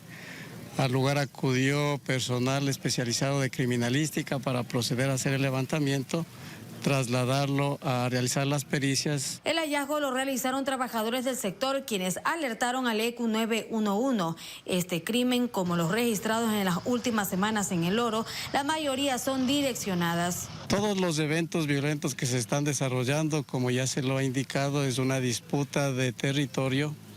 Realmente estamos desplegando todo nuestro contingente, tanto en la ciudad de Machala, en la ciudad de Pasaje y también en la ciudad de Santa Rosa. Agentes de criminalísticas en el sitio recogieron los 4 sacos de yute y los trasladaron hasta el centro forense. Allí familiares identificaron al individuo como Daniel Raúl Mera Bermúdez, de 46 años. No se conoce mayor información. Al momento las unidades se encuentran investigando este hecho. Una de las novedades fue una nota donde los verdugos mencionaron a un grupo delincuencial organizado, por lo que se investiga para dar con los responsables de este hecho criminal. Marta Contento, TC Televisión. Niños fueron usados por grupos criminales en un robo en Los Ceibos. Esto sucedió en el centro oeste de Guayaquil. Un criminólogo explicó el proceso de formación criminal de estos menores. El reloj marcaba las 20 horas con 10 minutos del sábado. 3 menores de edad estaban en esta vivienda acompañados de una mujer que los cuidaba. Jamás se hubiesen imaginado que iban a pasar 30 minutos de terror. La pesadilla, paradójicamente, inició con otro menor de edad, que hizo de campanero para que sus cómplices ingresen a robar en esta vivienda ubicada en Los Ceibos, en el norte de Guayaquil. Mente criminal del niño no podemos hablar, porque estamos teniendo un contexto de que el niño en esa etapa está desarrollando. Entonces no podemos hablar todavía mente criminal. Mente criminal sí de las personas que utilizan a los niños. Odín Martínez es docente de criminología y analiza el comportamiento criminal. De acuerdo a sus investigaciones, la práctica de usar a menores de edad en robos como este nació en México y grupos locales en Ecuador la han adoptado. A partir de los 5 hasta los 10, 12 años, un poquito más, entonces les van asignando ya responsabilidades o tareas criminales un poquito más avanzadas. En este caso, los campaneros solo como travesura para que vayan, timbren y se den cuenta si están o no están. Y ya más adelante ya viene inclusive el semillero de las personas, los gatilleros. La vivienda está ubicada en Los Ceibos, norte de Guayaquil. Por su ubicación geográfica, es un paso obligado a Nueva Prosperina y Mapasingue, en donde existe una mayor incidencia delincuencial. Por cerca de 30 minutos, los 3 niños y la empleada que los cuidaba se escondieron, mientras los criminales recorrían la casa buscando objetos de valor para robar. Cuando ya los niños son víctimas de esto, tomarles y decirles desde un inicio que primero está la vida, porque al fin y al cabo las cosas materiales se va a recuperar, pero la vida no. Entonces nunca vamos a saber cómo va a actuar o cuál es la psiquis del criminal. Los menores de edad también son usados para el microtráfico, así ha quedado evidenciado en operativos realizados en la capital. La detención de un menor de edad en el circuito Chillogallo, en donde encuentran 30 fundas de una sustancia verde. Los menores de edad, especialmente niños y adolescentes, suelen levantar menos sospechas en la sociedad, facilitando el cometimiento de delitos. En cambio, aquellos infantes que han sido víctimas de estos hechos pueden presentar trastornos o fobias y deben recibir apoyo de expertos. Juan Pablo Ruiz, TC Televisión.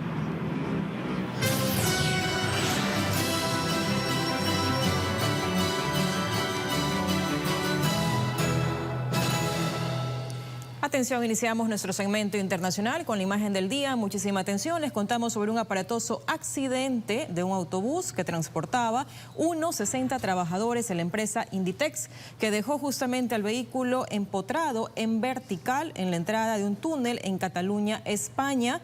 El sistema regional de emergencias médicas atendió más de medio centenar de personas, algunas de ellas en estado crítico, así lo informaron este martes las autoridades.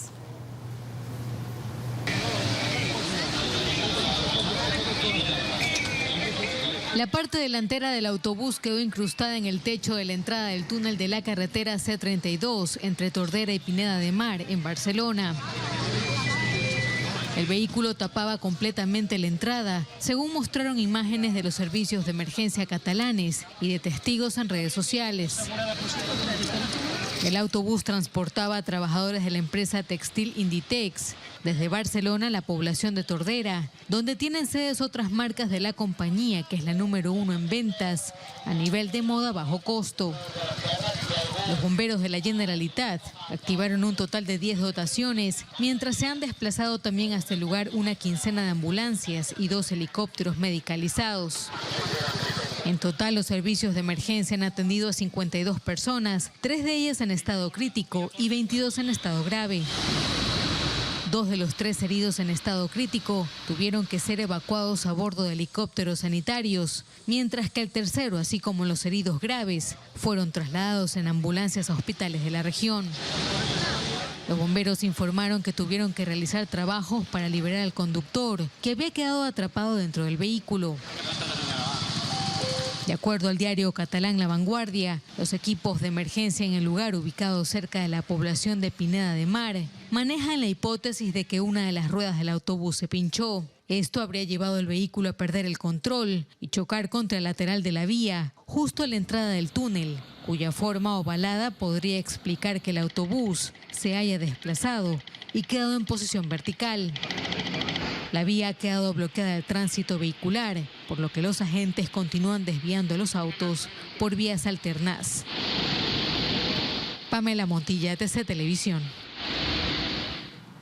Y el presidente estadounidense Joe Biden admitió haber cometido un error al decir que se pusiera a Donald Trump como un objetivo días antes del intento de asesinato de su rival en las elecciones. El demócrata aclaró que no fue lo que quiso decir. Mientras tanto, Trump, con la oreja vendada, fue ovacionado a su llegada a la convención republicana en Wisconsin. El presidente de Estados Unidos, Joe Biden, dijo en una entrevista exclusiva en NBC con el presentador Lester Holt que había cometido un error en su retórica de campaña rumbo a las presidenciales, en donde pidió que se pusiera a su rival republicano, Donald Trump, como un objetivo. Fue un error usar la palabra, no dije punto de mira, no dije objetivo, quise decir centrarme en él. Concéntrate en lo que está haciendo, concentrarse en sus políticas, concéntrense en la cantidad de mentiras que dijo en el debate. Quiero decir, hay toda una gama de cosas. Mira, no soy el tipo que dijo que quería ser un dictador el primer día. Tras el intento de magnicidio del sábado, los republicanos acusan a Biden de crear las condiciones políticas que llevaron a un tirador a tratar de matar a Trump. El llamamiento del presidente estadounidense a bajar la temperatura tras el tiroteo le ha obligado a rebajar la intensidad de sus ataques, aunque afirmó nuevamente que Trump es una amenaza para la democracia. Ha dado un paso atrás y ha hecho un pequeño examen de conciencia sobre las cosas que pudo haber dicho y que podrían incitar a las personas que no están equilibradas. Bueno, no creo. Mire, ¿cómo se habla de la amenaza a la democracia que es real cuando un presidente dice cosas como las que dice? Simplemente no dices nada porque podría incitar a alguien. Mira, yo no he mentido en eso. El demócrata aprovechó la entrevista para defender su candidatura y aseguró que debatiría nuevamente con Trump. Voy a debatir cuando acordamos debatir y voy a debatir en septiembre. Biden hizo estas declaraciones en medio de los llamados de miembros de su partido de que deje la candidatura ante cuestionamientos de su lucidez tras el debate de junio. El demócrata de 81 años reconoció que es viejo, pero advirtió que solo 3 años más que su rival republicano Donald Trump, de 78 años. El exgobernante llegó el lunes a la convención republicana en Milwaukee con la oreja derecha vendada. La multitud aclamó al expresidente, que resultó herido en el intento de asesinato del sábado durante un mitin en Pensilvania. Trump levantó el puño a su llegada ante la ovación de sus partidarios. Antes fue elegido el senador estadounidense J.D. Vance como su compañero de fórmula para las elecciones presidenciales de noviembre. Pamela Montilla, TC Televisión. Nueva erupción del volcán Etna en el sur de Italia y el cráter del Coloso arrojaba este martes lava y una lluvia de ceniza volcánica, con una columna de humo que alcanzó unos 6.000 metros de altura. El volcán activo más grande de Europa entró en erupción en la noche del lunes, obligando al aeropuerto de Catania en Sicilia a suspender temporalmente los vuelos. El Etna ya había entrado en actividad a inicios de mes, después de más de medio año de relativa calma. El volcán, uno de los más vigilados por los vulcanólogos, es Patrimonio de la Humanidad de la UNESCO en el 2013. Mientras tanto, les contamos también que en Estados Unidos se registró un tornado que afectó un estado, pues el fenómeno se llevó a su paso los tejados de varias viviendas. Sus fuertes vientos produjeron daños severos en el área metropolitana, precisamente de Des Moines, y también en el centro, dejándose a miles de personas sin electricidad luego de que decenas de árboles se cayeran, precisamente al igual que postes de energía.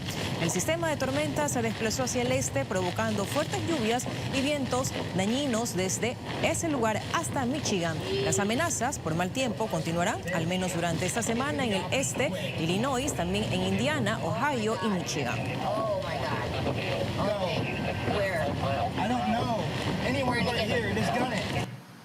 Por otra parte, el presidente de El Salvador, Nayib Bukele, anunció este martes que su gobierno suspenderá los aranceles a los alimentos importados de la canasta básica durante 10 años en busca de mitigar las alzas de precios. Hoy martes enviaré una propuesta al Congreso para suspender todos los aranceles a todos los productos de la canasta básica ampliada, así como a otros 70 productos alimenticios por un periodo de 10 años, informó Bukele en su red social X. Sin embargo, varios economistas afirman que la medida será inefectiva, pues la mayoría de los alimentos no paga aranceles de importación. La mayoría de las legumbres, verduras, cereales, aceites y leches que se comercializan en El Salvador son importados. La semana anterior, las autoridades iniciaron inspecciones en cadenas de supermercados luego de que Bukele ordenara combatir las mafias empresariales debido al alza de precios de los alimentos que sobrepasa el 40% anual. Y distribuidores de alimentos. Desde el MIES se lleva adelante una campaña para que los beneficiarios de los diferentes bonos registren una cuenta de ahorros. Con esto se quiere evitar la intermediación, cobros adicionales innecesarios y posibles fraudes. Veamos. De que todo trámite que realice en el MIES es gratuito.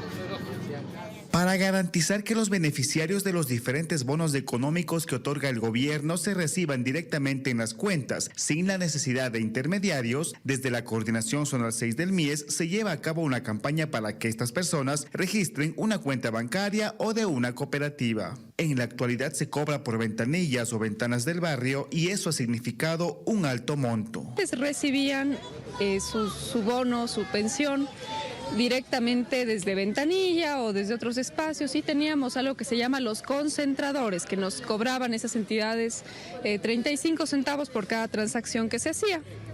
Del 2013 acá ha sido más de 46.2 millones de dólares que ha perdido el Ministerio de Inclusión Económica y Social y que pudieron haber sido utilizados para propósitos sociales, obviamente, y para el beneficio de nuestra población más vulnerable. El registro se realiza a través de brigadas barriales que se ejecutan en parroquias rurales de Cuenca. Con esto también se quiere evitar actos indebidos. También evitamos con esto el tema que estábamos con algunos casos de suplantación de identidad, de falsificación de documentos, y hacemos que directamente el beneficiario sea el que reciba su dinero en cuenta y que incluso pueda ahorrarlo ahí, porque teníamos otro problema, que después de cierto tiempo el bono se pausaba si es que no lo retiraban en cierta cantidad de meses. Quienes reciben este apoyo público creen que el cambio es pertinente y seguro. Me dijeron que hay que poner uno con con cualquier cuenta de banco. Veo que está muy bien.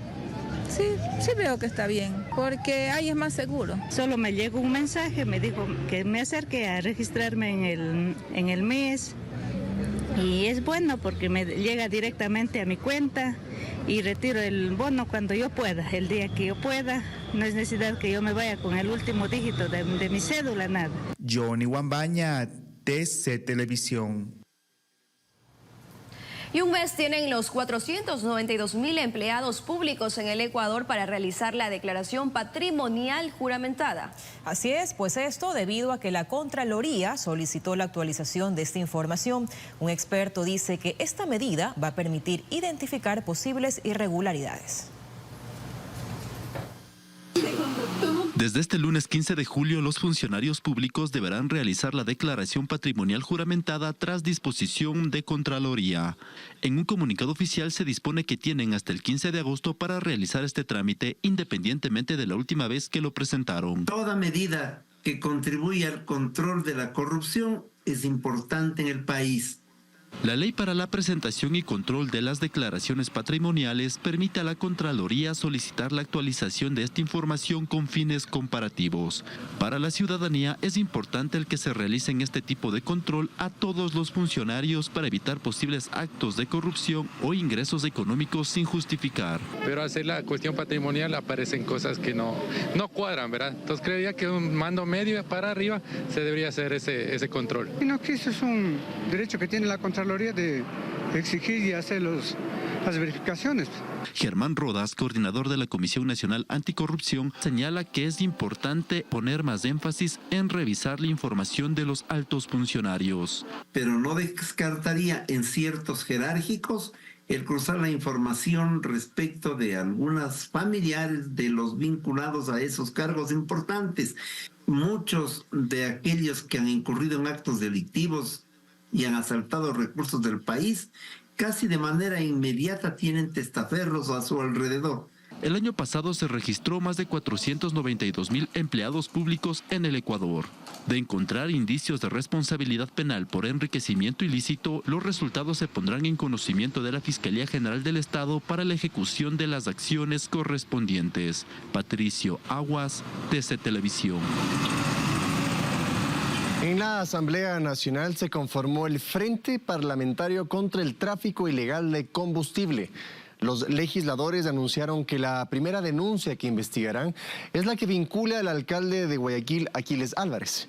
En rueda de prensa presentaron un esquema de operación con la que dijeron vendieron cerca de 800.000 galones de combustible, supuestamente de forma ilegal.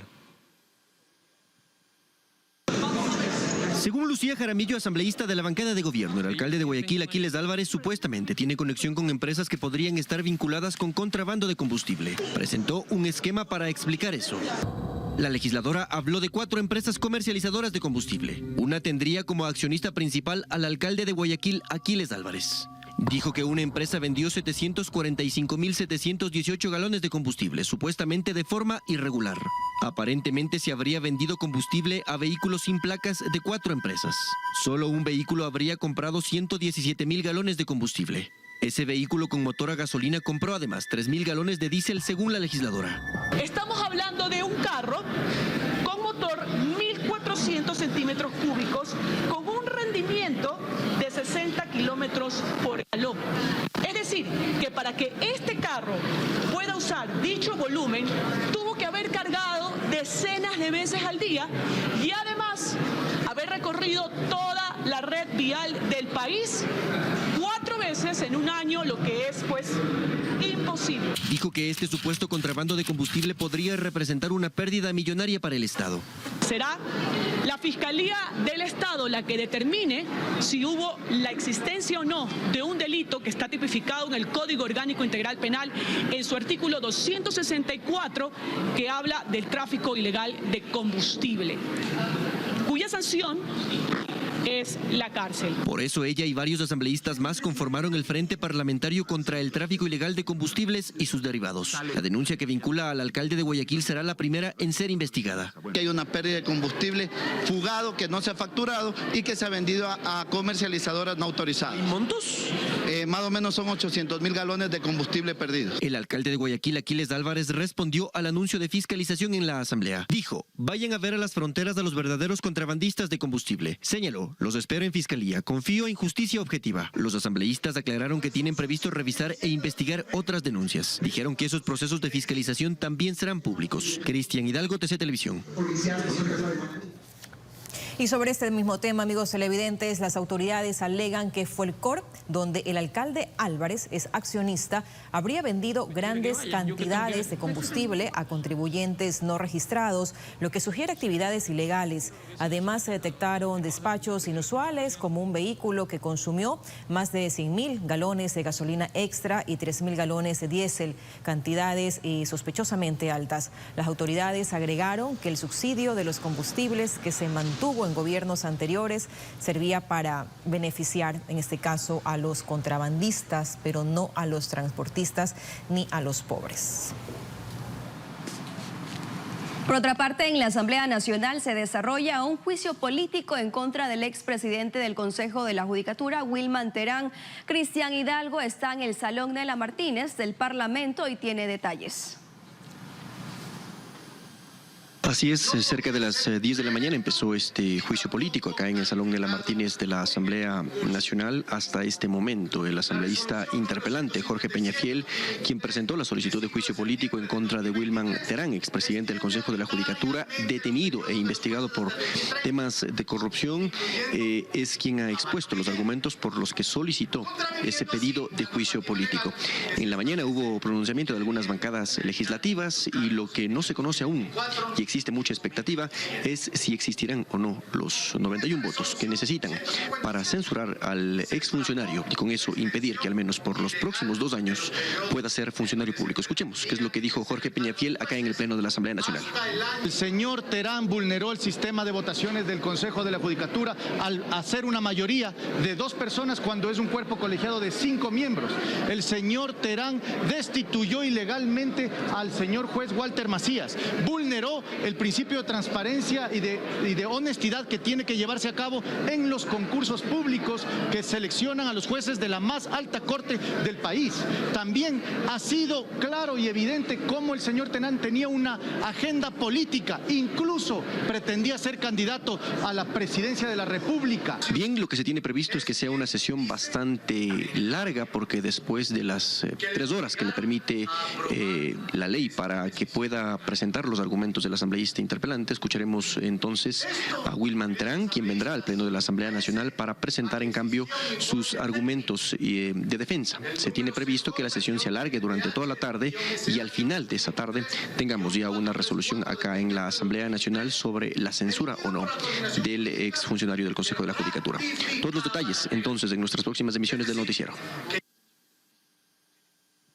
Como siempre, excelente información. Muchísimas gracias, Cristian. Ahora les contamos que el abogado Mario Godoy Naranjo será posesionado como nuevo presidente del Consejo de la Judicatura en la Asamblea Nacional. La convocatoria del Legislativo indicó que asumirá el cargo de vocal principal y presidirá la Judicatura. La sesión 945 se llevará a cabo a las 17 horas de este día y será presencial. La resolución con la cual se me designó como presidente del Consejo de la Judicatura evidentemente se encuentra al momento sin ningún tipo de impedimento legal. Uno de los mayores desafíos es recuperar la imagen de la función judicial.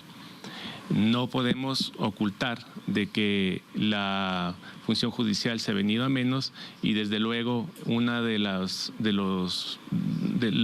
situaciones que más importancia, más relevancia tenemos que darle es la lucha anticorrupción. Considero que sobre la base de esto girará las primeras acciones, la toma de decisiones muy importantes que permitirá de a poco ir recobrando la imagen institucional. Los vocales, los integrantes del Consejo de la Judicatura debemos estar lejos de las presiones políticas. Somos un órgano totalmente independiente y debemos en la misma línea otorgar esa libertad a los operadores de justicia para que sus resoluciones estén libres de cualquier amenaza externa y que los fallos jurisdiccionales sean imparciales aplicando las normas constitucionales y el debido proceso. También les contamos que la Fiscalía y la Policía Nacional detuvieron a 3 personas involucradas en un presunto lavado de activos. Uno de ellos es funcionario de la Unidad de Análisis Financiero, quien incrementó sin justificación su patrimonio en $9 millones.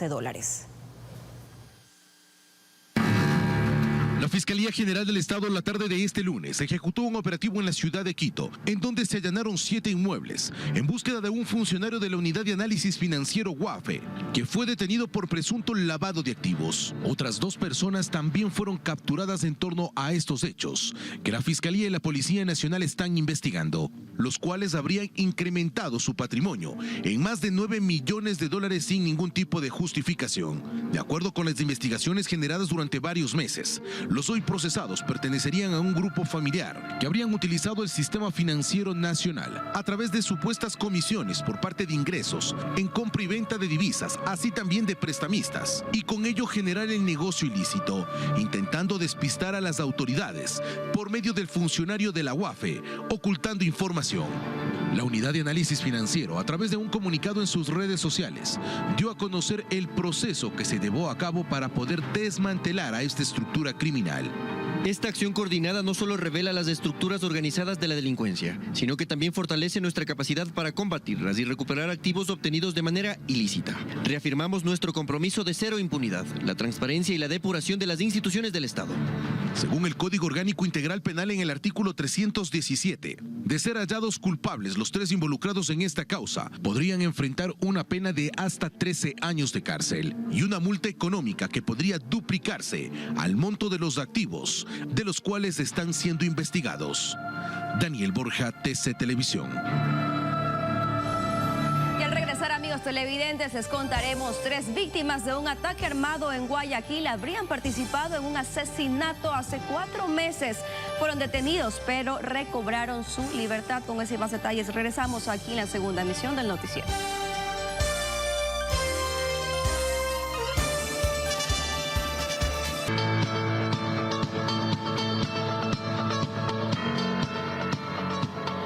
13:50, amigos y amigas. El presidente Daniel Noboa realizó un recorrido en el Palacio Municipal de Portoviejo para constatar el avance de la reconstrucción de esta edificación. Marcelo Ruiz nos tiene un informe.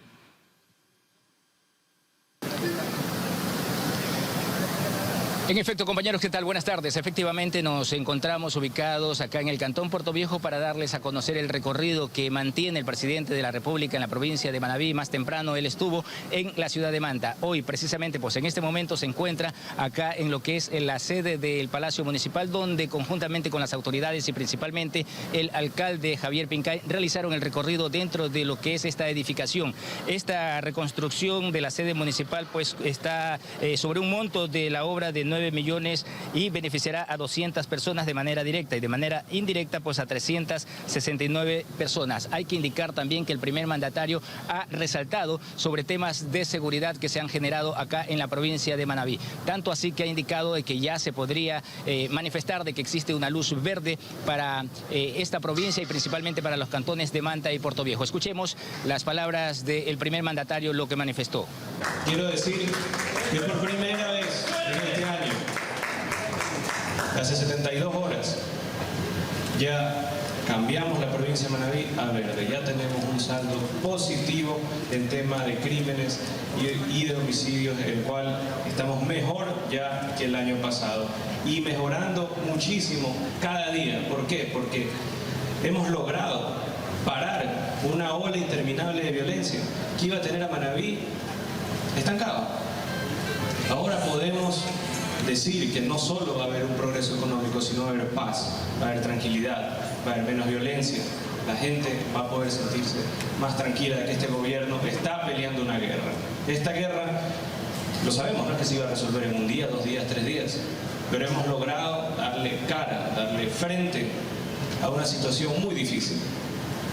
Por su parte, también el ministro Roberto Luque manifestó que este edificio, la sede municipal, luego de lo que fue el terremoto del 16 de abril, quedó totalmente devastado y ahora pues está en la construcción de 2 fases, la primera y segunda, que estará siendo entregada precisamente para el mes de octubre. Escuchemos las palabras del ministro. Esta es una obra que está compuesta por 2 fases y la primera fase fue contratada hace mucho tiempo, antes de la pandemia, 2018. Y parece mentira que después de 6 años no se haya terminado. Cuando nosotros llegamos al Ministerio de Transporte y Obras Públicas había mucha presión, debo de decir, para que esta obra sea suspendida en su contrato. y nosotros en cambio tratamos de buscar resolver, que fue la disposición del presidente. Por su parte, el alcalde del Cantón Puerto Viejo, Javier Pincay, ha manifestado de que en el lugar donde actualmente se encuentran trabajando es bastante estrecho, por lo que no tienen la comodidad necesaria para poder realizar sus funciones. Es por eso que los 700 funcionarios tendrán que trasladarse hasta esta sede municipal que será entregada el 18 de octubre acá por las fiestas de Puerto Viejo. Escuchemos lo que manifestó Javier Pincay. Gracias, señor presidente. Muchas gracias, señor presidente. Y lo esperamos, Magíster Daniel Noboa, para el 18 de octubre, que son nuestras fiestas de independencia, que usted venga a inaugurar este Palacio Municipal, orgullo de los puertovejenses. Amigos, es todo lo que nosotros les podemos contar directamente desde el Cantón Puerto Viejo. También hay que resaltar la presencia del presidente de la República de manera permanente acá en la provincia de Manabí, principalmente en los cantones de Puerto Viejo y Manta, Jipicapa. También pues que fue uno de los que visitó el día de ayer para beneficio de esta provincia donde se entregan recursos de manera positiva. Es la información que nosotros podemos entregarles desde acá, desde la ciudad donde nos encontramos, el Cantón Puerto Viejo, para que ustedes precisamente pues en este momento continúen con más información allá en Estudios Centrales. Compañeros, vuelvo con ustedes. Buenas tardes.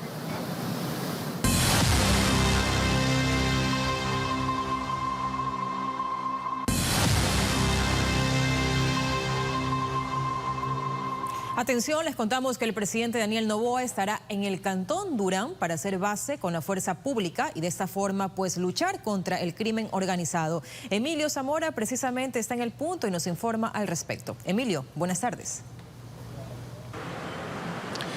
¿Qué tal, compañeros? Muy buenas tardes. Actualmente Durán tiene un repunte de muertes violentas y es prácticamente ese el motivo por el cual el presidente de la República, Daniel Noboa, lo va a intervenir con los militares y policías. Tenemos un reportaje al respecto.